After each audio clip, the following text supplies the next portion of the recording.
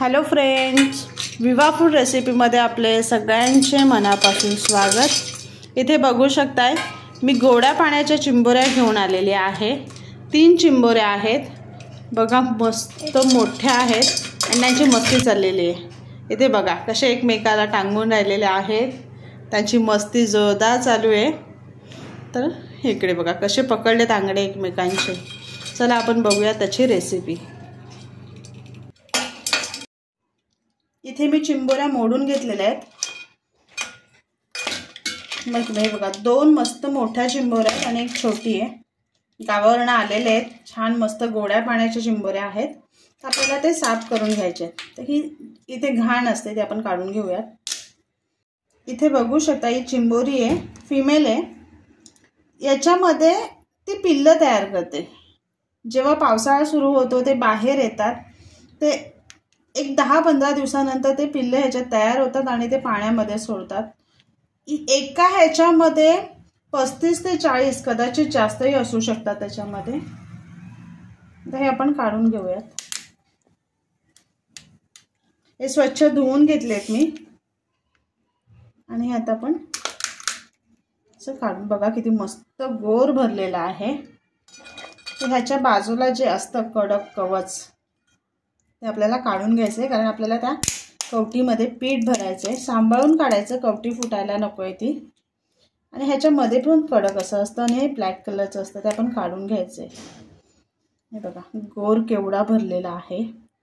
मी साईडला करून ठेवते आणि हे जे पेंदा आहे त्याचंसुद्धा आपल्याला असं ते काढून घ्यायचं आहे।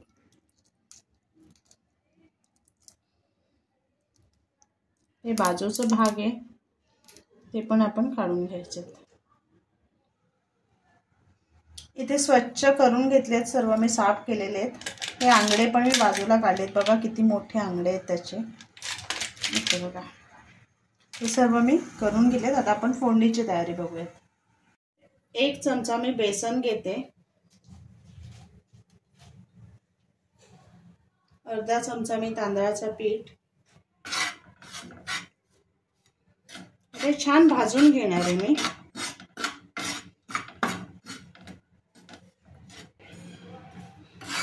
हे छान खरपूस भाजून घेतलेलं आहे मी तांदळाचं आणि बेसनचं पीठ। आता मी एका भांड्यामध्ये काढून घेते।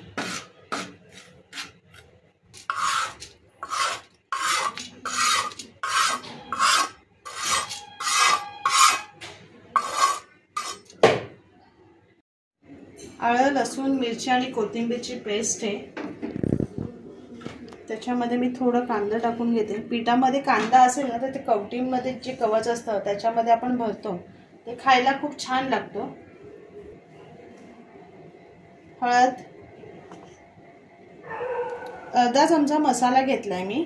मसाला मी कमी वापरते कारण आपण पेस्ट घेतलेली आणि पिठाचं प्रमाण कमी आहे, त्याच्यामुळे मी अर्धा चमचाच घेतलेला आहे। गोडा मसाला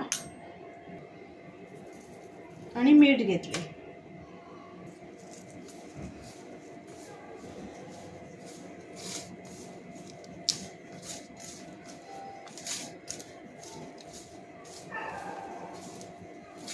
छान मिक्स करून घेतले। आता ह्याच्यामध्ये थोडं थोडं पाणी टाकून आपल्याला ते घट्ट भिजून घ्यायचे।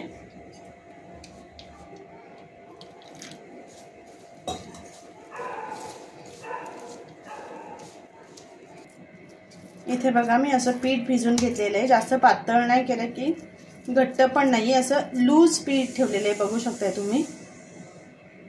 आता हे ह्याच्यामध्ये आपल्याला पीठ भरून घ्यायचे, व्यवस्थित दाबून दाबून पीठ भरायचे।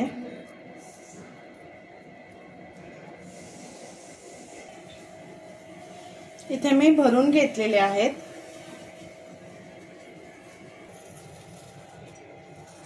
एका पातेलीमध्ये मी तेल टाकून गरम करून घेते। तेल गरम झालेले आहे, लसूण टाकून घेऊयात आपण आणि लगेच त्याच्यामध्ये कांदा।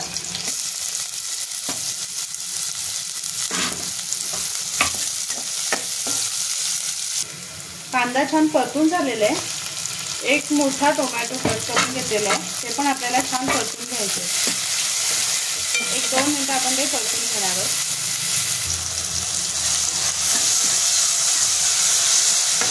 अद्रक, लसूण, मिरची आणि कोथिंबीरची पेस्ट हे पण छान परतून घ्यायचे आपल्याला.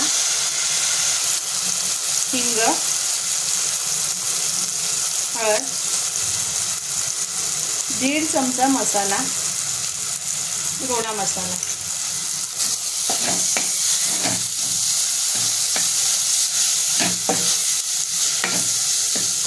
आता ह्याच्यामध्ये आपण आंगडे टाकून घेणार आहोत आणि पेंडे.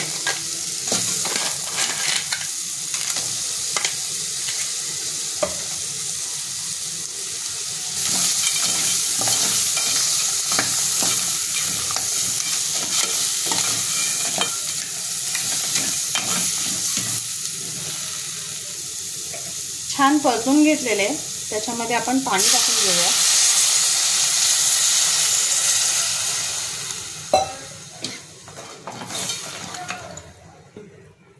छान उकळ आले, त्याच्यामध्ये मी मीठ टाकून घेते आणि आपण खोबरं टाकून घेऊया. खोबरं मी सुकंच खोबरं वाटून ठेवते.